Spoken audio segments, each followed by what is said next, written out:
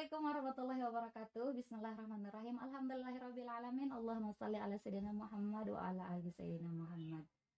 Hai teman-teman, terima kasih karena kalian sudah klik video ini. Selamat datang di channel Mari Berhitung 346. Kali ini kita akan membahas tentang Isra dan Mi'raj Nabi besar Muhammad Shallallahu alaihi wasallam. Sebelum kita mulai, buat kalian yang belum subscribe channel ini, yuk subscribe dulu channel ini dan dukung kami dengan klik juga tombol notifikasi kalian biar kalian gak ketinggalan video-video terbaru dari kami. Dan insya Allah kita di channel ini akan membahas yang bermanfaat teman-teman ya. Sebelum kita membahas tentang Isra Mi'raj ini lebih jauh, aku mau disclaimer dulu bahwa video kali ini aku buat setelah membaca beberapa referensi dan juga mendengarkan ceramah-ceramah dari ustadz kita di Indonesia teman-teman. Kemudian saya sampaikan kembali menggunakan bahasa saya sendiri. Oke, kita lanjut. Isra Mi'raj itu apa sih sebenarnya? Isra itu adalah perjalanan Nabi Muhammad SAW dari Masjidil Haram yang ada di Mekah ke Masjidil Aqsa yang ada di Madinah teman-teman. Kemudian kalau Mi'raj ini adalah perjalanan Rasulullah SAW dari Masjidil Aqsa ke langit ketujuh yaitu Sidratul Muntaha teman-teman. Bagaimanakah peristiwa dari Isra Mi'raj ini selengkapnya? Nah, sebenarnya awal dari Isra Mi'raj ini adalah ketika Rasulullah SAW mendapatkan perlakuan dari daerah Taif teman-teman, dari kabilah-kabilah Taif. Jadi Rasulullah SAW sempat berdakwah ke daerah Taif, tapi perlakuan daerah Taif ini dari orang-orang di daerah Taif ini sangat tidak menyenangkan ya, sudah dihujat, kemudian dicaci maki dan juga dilempari oleh batu-batu teman-teman, sampai-sampai kaki Rasulullah itu berdarah dan Zaid pun yang menemani beliau waktu itu juga ikut berdarah bagian kepalanya teman-teman, sehingga mereka memilih mundur dan istirahat di sebuah kebun. Nah di sanalah Allah Subhanahu wa taala memberikan perintah kepada penjaga gunung untuk menawari Rasulullah ini apakah apapun yang diperintahkan oleh Rasulullah akan dikerjakan oleh penjaga gunung ini. Kemudian penjaga gunung ini menawari kepada Rasulullah apakah mau membalas perbuatan kaum Taif. Seandainya pun dipindahkan gunung ini ke penduduk Taif ini, langsung dikerjakan oleh penjaga gunung. Tapi apa jawaban Rasulullah SAW? Beliau sangat sabar dan juga ikhlas akan perlakuan tersebut. Jangan lakukan katanya, karena mereka melakukan itu, mereka menghina saya karena mereka belum tahu. Siapa tahu nanti kelak keturunan-keturunannya adalah termasuk orang-orang yang beriman pada Allah dan Rasulullah gitu teman-teman. Nah kemudian beliau berdoa di sana bahwa menyatakan bahwa ya Allah, aku ridho asalkan kau tidak marah padaku gitu. Dan panjang sekali doa beliau saat itu teman-teman. Nah di sanalah awal dari perintah Isra Mi'raj ini teman-teman. Nah suatu malam ketika Rasulullah SAW ini menginap di rumah sepupunya, baru saja tertidur tiba-tiba dia berkeinginan untuk pergi ke Mekah teman-teman. Akhirnya Rasulullah SAW pergi ke Mekah, kemudian tertidur di bagian utara Mekah disebutkan teman-teman ya. Dan baru saja beliau tertidur, datanglah malaikat Jibril membangunkan beliau. Nah beberapa hadis menyatakan bahwa Rasulullah SAW ini dikuasai oleh malaikat Jibril, kemudian dibelah dadanya, dibersihkan oleh air zam-zam, dan malaikat Jibril membawa sebuah bejana emas yang berisi iman, dituangkannya ke dalam dadanya Rasulullah SAW, kemudian dikembalikan lagi ke keadaan semula teman-teman gitu. Masya Allah ya, luar biasa sekali.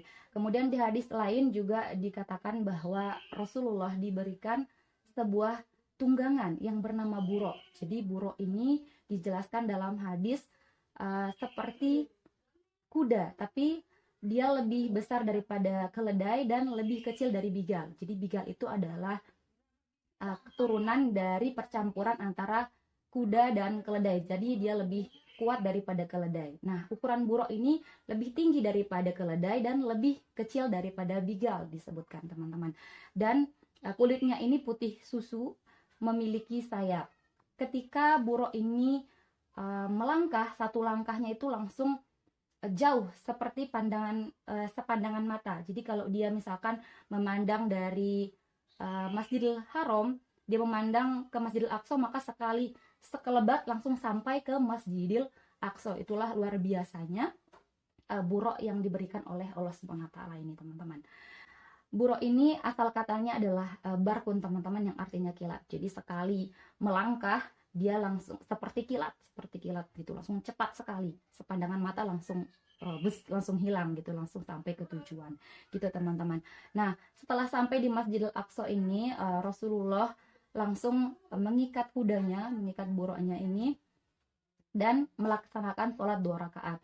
Kemudian setelah keluar, sebuah hadis menyatakan bahwa malaikat Jibril ini datang membawa 2 buah bejana, yang satunya ini berisi khamar dan satunya lagi berisi susu teman-teman. Kemudian Rasulullah SAW mengambil susu. Nah, setelah kejadian itu, Isra selesai, langsung terjadi Mi'raj, yaitu perjalanan Rasulullah SAW dari Masjidil Aqsa ke langit ke-7.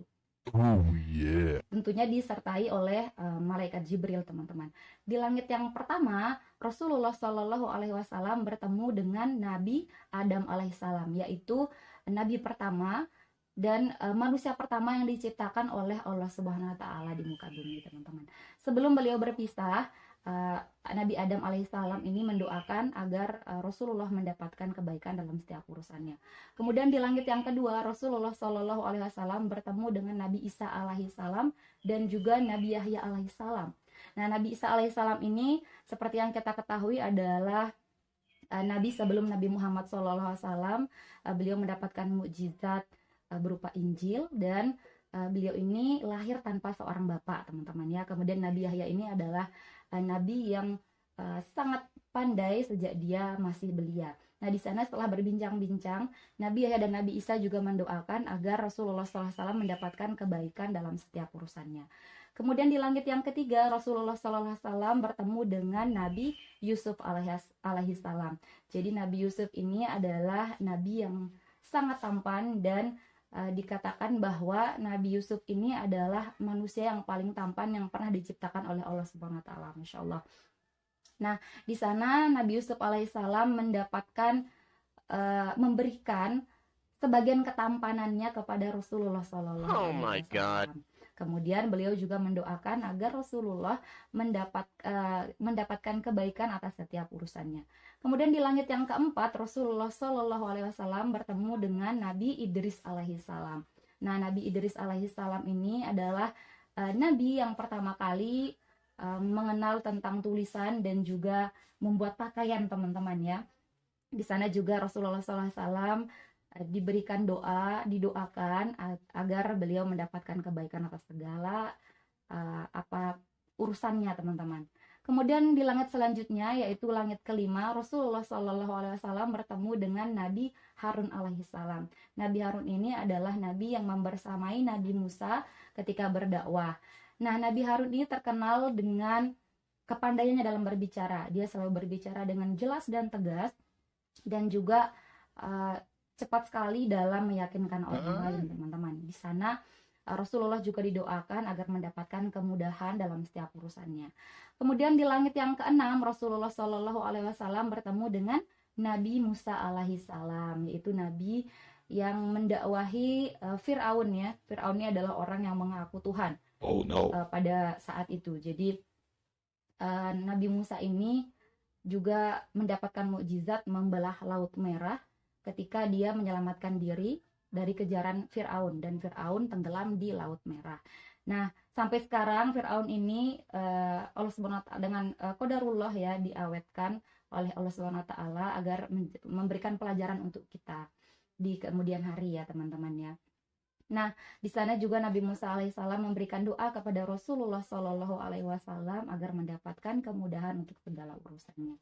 Kemudian di langit yang ketujuh, Rasulullah Shallallahu Alaihi Wasallam bertemu dengan Nabi Ibrahim alaihissalam, yaitu bapaknya para nabi. Dikisahkan di sana Nabi Ibrahim sedang beristirahat di Baitul Ma'mur teman-teman. Jadi Baitul Ma'mur itu adalah tempatnya para malaikat. Setiap hari tidak kurang dari 70.000 malaikat ada di sana teman-teman.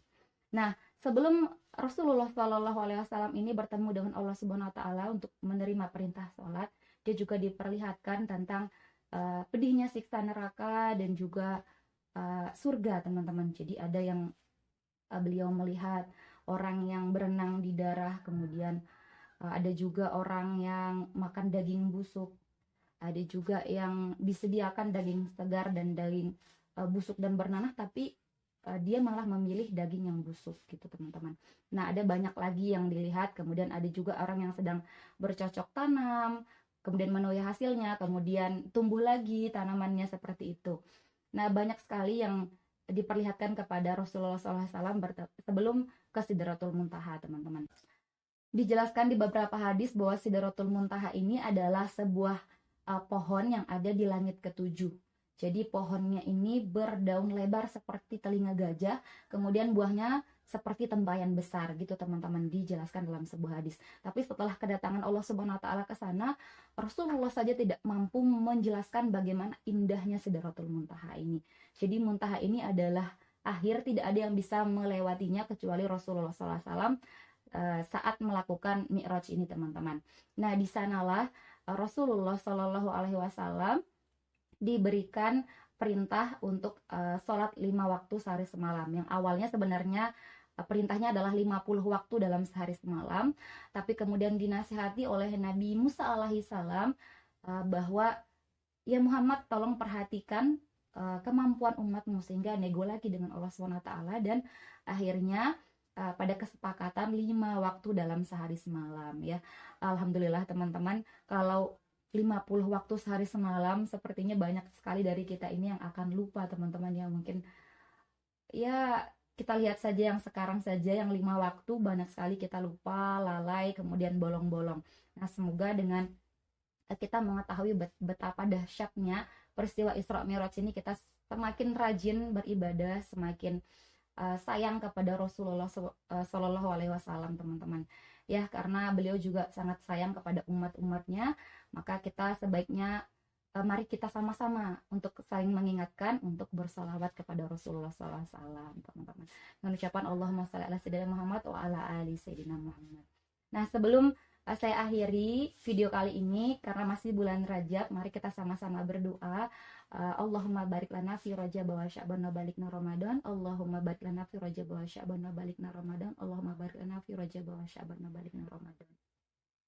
Oke teman-teman, sekian dulu video kita kali ini. Terima kasih karena kalian sudah menonton video ini sampai akhir. Semoga bermanfaat. Dan tolong komen juga, berikutnya kita akan membahas tentang apa lagi menurut teman-teman. Oke, terima kasih teman-teman. See you next time and bye-bye. Assalamualaikum warahmatullahi wabarakatuh.